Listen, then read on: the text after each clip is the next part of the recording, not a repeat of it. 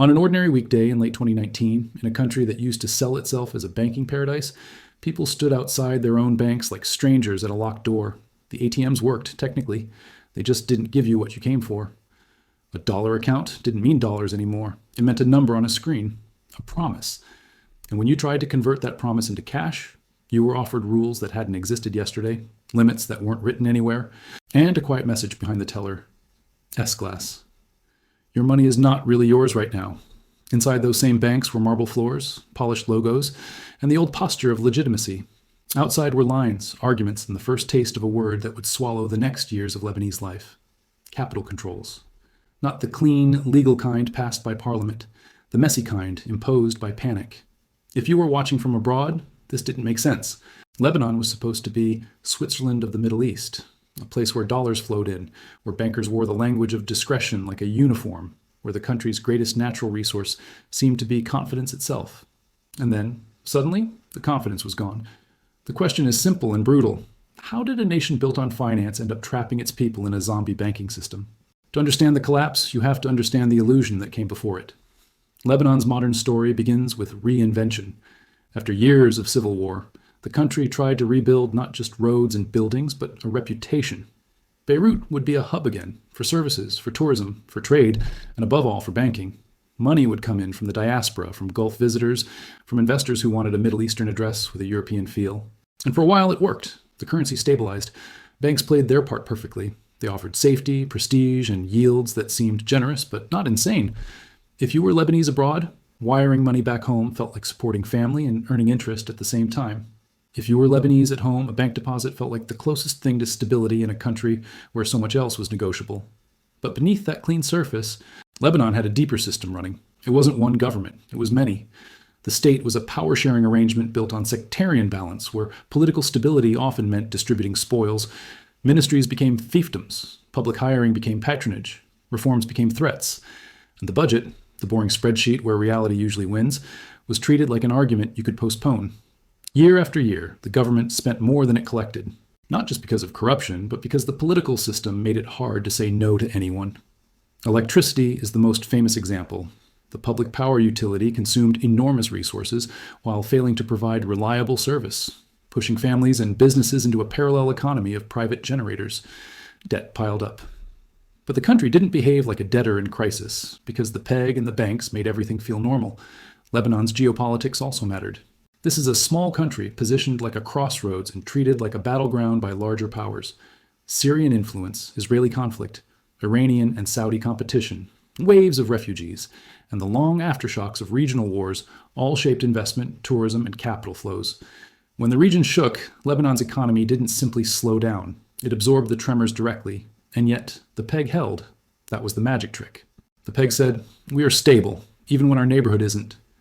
But a peg is not a vibe. A peg is a machine. It only survives if the central bank can supply dollars when people demand them. So where did the dollars come from? For years, Lebanon had a lifeline: inflows, remittances from the diaspora, deposits from abroad, tourism receipts, and capital seeking a high-yield place to park money.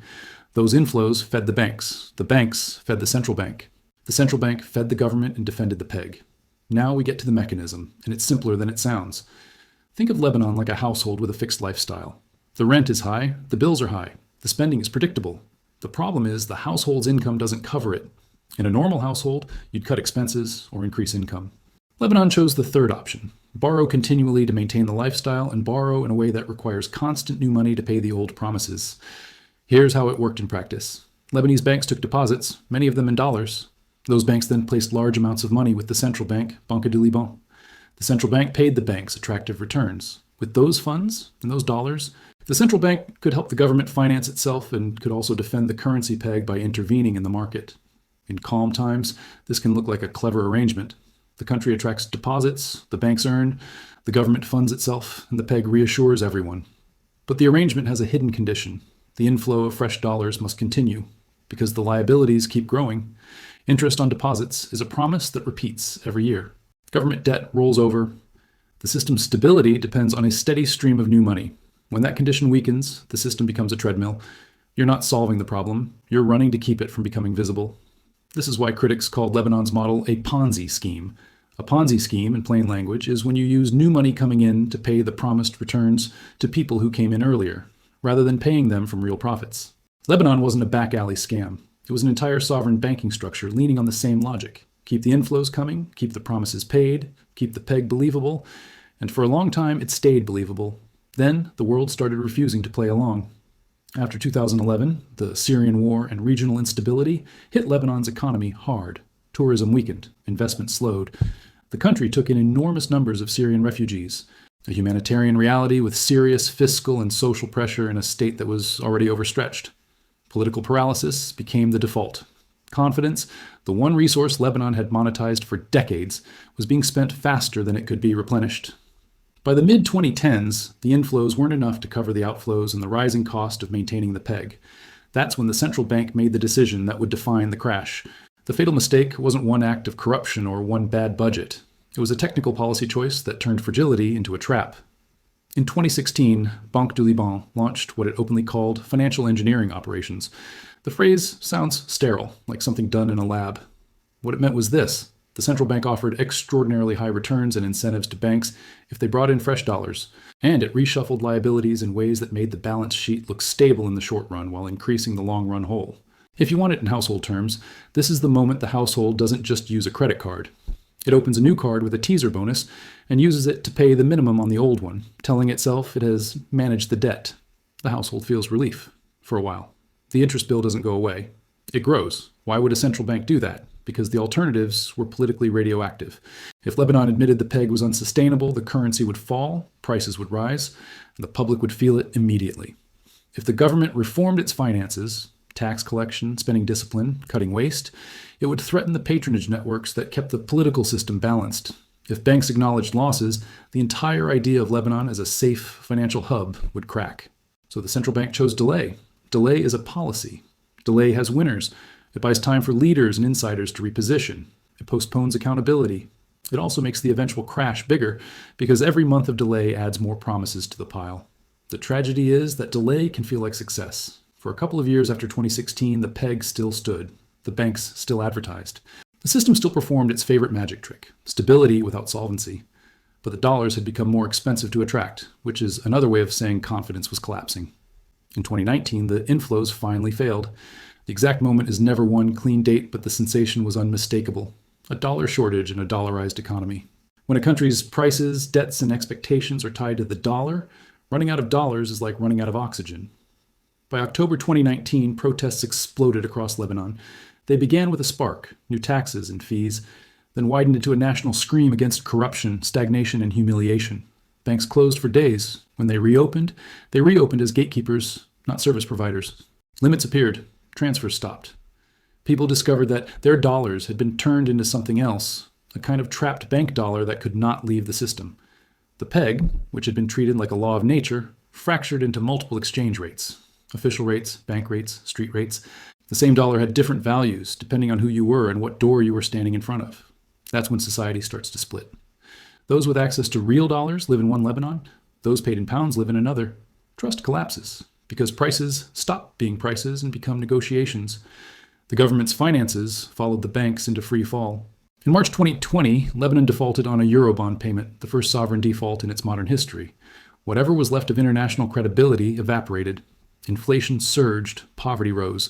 Businesses that had survived civil war couldn't survive a currency that no longer acted like money. And the cruelty of this kind of collapse is how quiet it can be. It doesn't arrive with one dramatic explosion. It arrives as a slow confiscation. You go to the bank and you can't withdraw. You try again next week. You discover your savings have been trapped, then diluted, then effectively rewritten.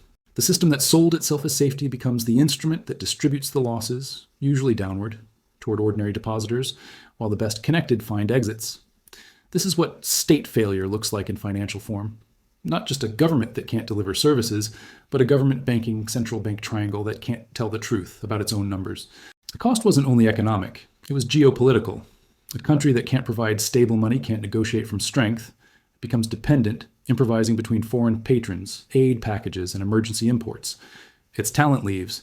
Its young people stop asking what career they all build and start asking what visa they can get. The state loses not just reserves, but legitimacy. The modern echo is uncomfortable because it's not limited to Lebanon. Any system that promises stability while relying on constant new inflows is playing with the same fire. Fixed exchange rates funded by deposits, banks that lend heavily to their own government, high interest rates that don't reflect productive growth, only the price of keeping the story alive. Even in richer countries, you can see cousins of this pattern when short-term funding props up long-term promises, and everyone pretends liquidity is the same as solvency. Lebanon's collapse wasn't inevitable in the way earthquakes are inevitable. It was a chain of human choices, made under pressure, rewarded in the short run, and catastrophic in the long run. The fatal mistake was the moment financial engineering became national strategy, when the central bank chose to formalize the treadmill instead of stepping off it, when it chose to defend the peg with ever more expensive promises, turning the banking system into a machine that could only survive by feeding on new dollars. A country can survive hardship. It can survive war scars, regional instability, even bad governance for longer than you'd think.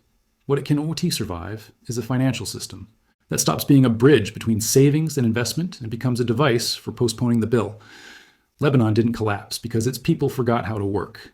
It collapsed because the system forgot how to count. When money becomes a performance, the ending is always the same. The audience eventually asks to see what's behind the curtain. And when the curtain lifts, the magic isn't there, only the debt. History doesn't repeat, but it does rhyme. The rhyme here is simple. When a state makes confidence its main export, it will do almost anything to protect the illusion. And when the illusion breaks, it doesn't just take down a currency, it takes down trust. If you want to see where that rhyme shows up next, you know what to do.